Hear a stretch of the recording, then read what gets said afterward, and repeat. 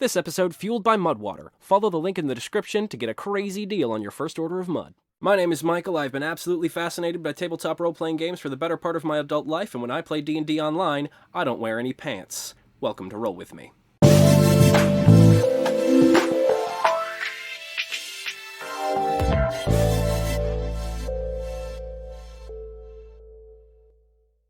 So you want to play a long-haired, barefoot, hippy-dippy, tree-hugging, animal-fucking, organic granola druid, huh? Well, here's how to do it. And I'll preface this by saying, I'm not an expert, so take everything I say with a grain of salt. And also, everyone is entitled to play Dungeons & Dragons the way they want to play it. I know that I shouldn't have to say this, but, I kind of have to say that anybody, you're allowed to enjoy the game however you want to enjoy the game. But, here are my thoughts. So, all too often I see this phenomenon where a player, usually a newer one, will choose a druid as their starting class and be so excited to bring lightning down upon their foes and conjure great storms, or summon fires and use the elements, right? Use nature around them to deal great damage to their foes. And then by level 3, they realize that they're still doing half the DPS of the fighter or the rogue or the paladin, and this all boils down to a fundamental misunderstanding of the purpose of the druid class. So we're going to dive a little bit into that today. So for the purposes of this episode, I'm not diving into druid expansions or subclasses in Xanathar's or Ravnica or Tasha's or anything. I'm just looking at the player's handbook and the content therein with the circles of the druids. First things first, the druid is not meant to deal buckets of damage. I'm sorry. And yes, there are really great spells like Moonbeam and Blight that can be very powerful and deal lots of damage in certain situations and under certain circumstances. The druids of Dungeons & Dragons are not like sorcerers. They're not like warlocks. They're not filled with chaos magic because they pull their magic from nature itself. And this actually comes from the real life druids of yesteryear, the Celtic druids, real people, herbalists and herbologists, right, that studied parts of nature, plants and animals and healing and remedies and all sorts of esoteric and holistic practices. Druids aren't about causing mayhem or chaos. They are interested in the balance of all things in nature. So while elemental magic can be a very powerful and important, potent part of a druid's life, it's not really their purpose. Now, the player's handbook actually sums this up really tastefully and really nicely. It says, "For druids, nature exists in a precarious balance. The 4 elements that make up the world, air, earth, fire, and water, must remain in equilibrium.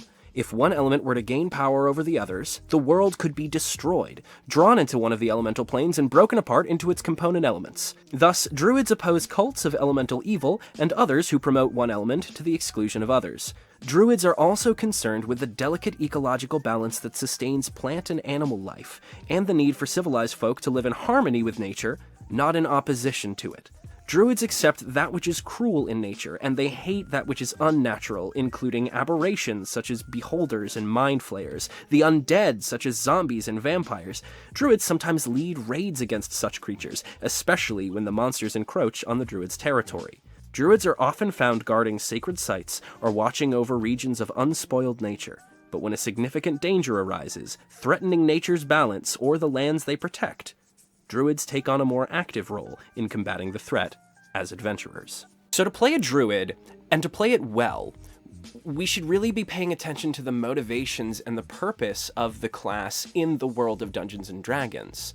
And there's a couple of really fun little pieces of flavor that exist in the character, written in the core rulebook, that help to inform how we can really effectively play this druid. Druids all understand, speak, read, write the language of Druidic, and this language is a closely guarded secret inside the culture of Druids. This tells us already that, unlike a barbarian who could be from a tribe of barbarians or a standalone barbarian, and there's other barbarians and stuff, right? Or like a fighter who fights and such, and there's another fighter who can fight and such, or two bards that play different instruments. All Druids share a similar culture and a similar belief system about the rules and laws of nature and the way to interact with the world around them. Like, for instance, Druids don't wear metal armor, and often don't use metal weapons because it cuts off their connection with the primal elemental magic around them. These man-made things, right, these man-made elements of steel and iron, they actually block off, like a paladin, betraying her deity, losing their powers that way. A druid can cut themselves off from their own magic just by wearing metal armor. And that tells us a whole lot about the motivations of these people. Druids are all about interacting with the world around them, reaching out and touching nature and using the primal energies of the world for their advantage.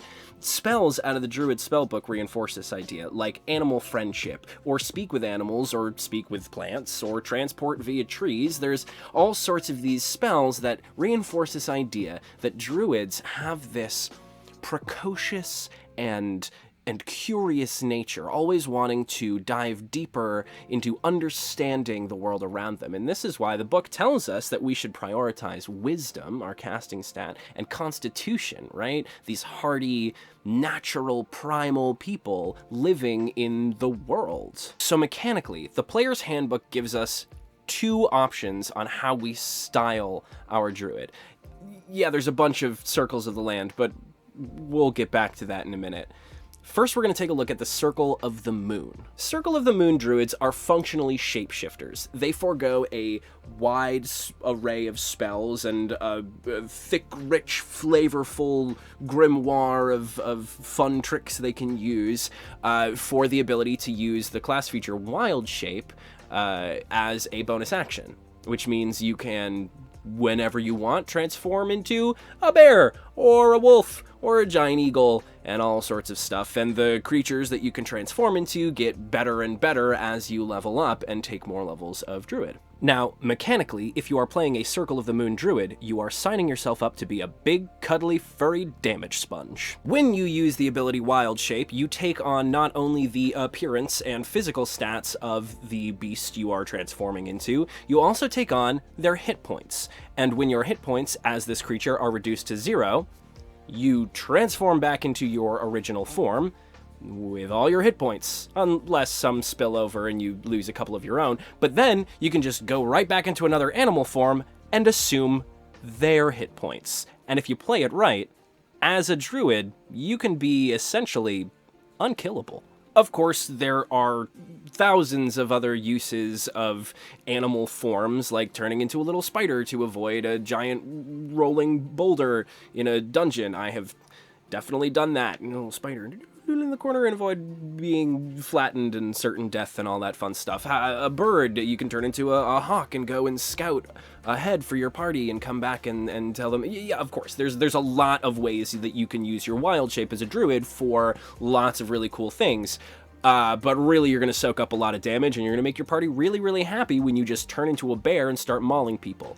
Unfortunately, your hits aren't going to do a ton of damage until you can start turning into, like, dinosaurs and stuff. But again, when you're playing a Circle of the Moon druid, you're really just there to take the hits, not necessarily dole them out. Now we come to druids in the Circle of the Land. And yeah, I know there's like Circle of Spores and Circle of a bunch of other crazy fun stuff that I may cover at some point later, but we're not going to get bogged down with all that. We're going to take a look at the Circle of the Land druids, and they come with some really fun flavors. as a Circle of the Land Druid, you basically choose what kind of terrain you come from, what kind of climate you have lived in, and you are given sets of spells that are super cool, little flavorful spells from each different kind of terrain, depending on what you pick.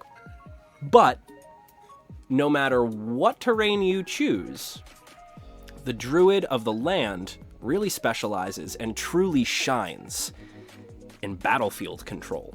Okay, so hear me out. You and your party walk up into this clearing in the forest, and you see a bunch of gerblins and cultists, and they're all in the middle of this clearing, and they turn and they see you, and oh boy, battle's about to start happening, and they start pulling out swords, and they start pulling out all sorts of spears and axes, and they're great melee weapons, and you, the druid, walk up to the front of the party, and you hold out your hands, and you cast the spell Plant Growth, and the whole clearing is suddenly overgrown with vines and tendrils of plants, and the people that you're fighting can no longer move, and now your party can spam spells at them from 100 feet away, or you, the druid of the land, can get into that terrain and move through it as if it was normal, because that's what you do. Or you're in a dungeon fighting some big baddie and he's coming running up on your party and oh boy, you gotta stop him. So you cast Water Wall or Wind Wall. Basically what I'm getting at is as a druid, you can use the elements and the things around you in nature to control the layout of the battlefield. Spells like Tidal Wave can physically move multiple enemies at a time, right? Things like Wind Wall and Water Wall can stop missiles, arrows, or spells from coming through them. You can effectively rearrange the field of combat the way that you would like to see it for your party. You, the druid, can stand up on this high rock casting Moonbeam or summoning a great storm to drop lightning bolts and corral enemies into certain places. You can use Plant Growth to seize everybody and hold them all in the same place while your wizard goes and throws a fireball at them from a safe and respectable distance. Druids can make excellent support members of a team, and they can be hugely beneficial to your party. But, like, you're not the wizard, and you're certainly not the barbarian, and you're definitely not the fighter. So if you're looking to deal buckets of damage, don't go druid. But, like, also, go druid. Get wild. Thanks so much for watching. Be sure to like and subscribe and share with your friends and all that fun stuff. And head over to my channel for some cool exclusive content that's going to be coming out. We have Lights Up, Dice Out, a real play D&D campaign DM'd by me that is live every other Monday at twitch.tv/ludopodcast. And also, I will be composing and releasing every week until I run out of good ideas some new combat music and encounter soundscapes for you DMs to use in your games. So thanks again.